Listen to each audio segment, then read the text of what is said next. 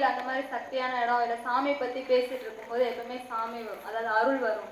அந்த டைமில் வந்து முன்னாடி வரவங்களுக்கு வந்து அவங்க சொல்லுவாங்க ஃப்யூச்சரில் என்ன நடக்கும் அப்படின்னு. அதை வந்து நான் பார்த்துருக்கேன். உதாரணத்துக்கு பார்த்தீங்கன்னா, உங்களுக்கு 8 வருஷம் எனக்கு குழந்தைய பிறக்கல அப்படின்னாங்க. 8 வருஷம் கழிச்சு குழந்தை பிறக்கும் அப்படின்னு சொன்னாங்க. ஸோ அது நடந்துச்சு. அவங்களுக்கு இந்த மாதிரி நிறையா இந்த மாதிரி சொல்கிறதுனால அது அந்த மாதிரி சொல்கிறது வந்து அவங்களுக்குள்ளேருந்து வருதா இல்லை வெளியிலேருந்து வருதா, இதை பற்றி தெரிஞ்சுக்கணும். அதை பற்றி எனக்கு கொஞ்சம் சொல்லுங்கள் சுவாமி. சின்ன வயசுலேருந்து இந்த கொஸ்டின் எனக்கு இருக்குது. அருள் நம்ம நோக்கி வந்தால் சும்மா வாய் மூடி உட்காந்துக்கணும். ஆமாம், நம்ம அம்மா சொல்லணும். நீங்கள் அருள் வந்தால் வாய் மூடி உட்காந்து உணரணும். இது வளர்றதுக்கு ஒரு வாய்ப்பு. இது எப்படின்னா,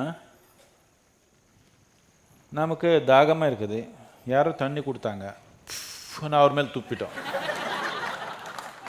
என்ன பிரயோஜனம்? குடிச்சுக்கணும் தானே. நமக்கு தாகமாக இருக்கிறது, யாரும் தண்ணி குடிச்சா என்ன கொடுத்தா என்ன பண்ணிக்கணும்? குடிச்சுக்கணும். புச்சுன்னு அவர் மேலே துப்பிட்டா,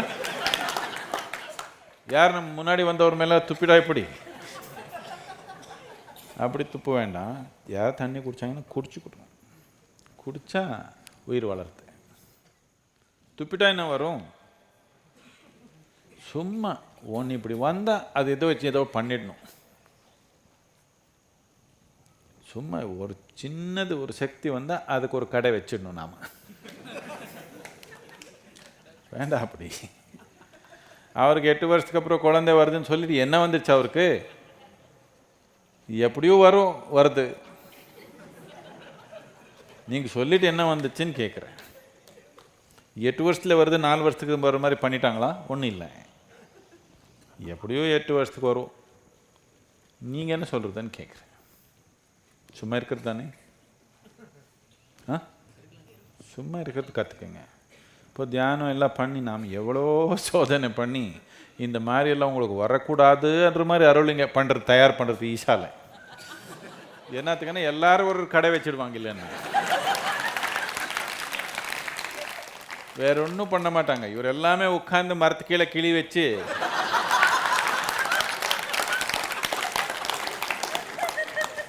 உலகத்தில் பாதி பேர் அதே வேலை பண்ணிடுவாங்க. நம்ம உலகத்தில் இருக்கிறவங்க எல்லாமே ஒரு சொட்டு ஆன்மீகம் பண்ணணும்னு ஆர்வம், ஒரு சொட்டு கடித்தாலே கடை வச்சிடுவாங்க.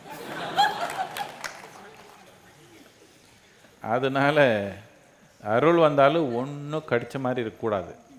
அந்த மாதிரி பண்ணி அருள் கொடுக்குறது. இப்போ சுங்க பண்ணால் கற்றுக்கிறாங்க, என்ன பண்ணுறதுன்னு தெரியல. 8 வருஷம் 10 வருஷம்னு ஒன்று சொல்ல தெரியல அவருக்கு. சும்மா வேன்னு கற்றுக்கிறாங்க.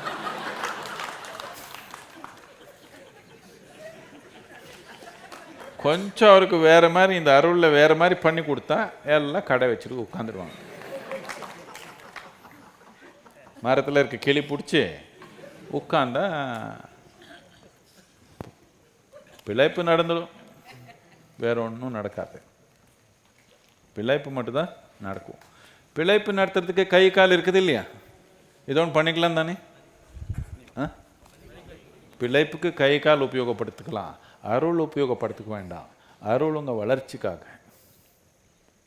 அருள் உங்கள் வளர்ச்சிக்காக, இந்த உயிர் மலர்றதுக்காக. அருள் பிழைப்புக்காக இல்லை.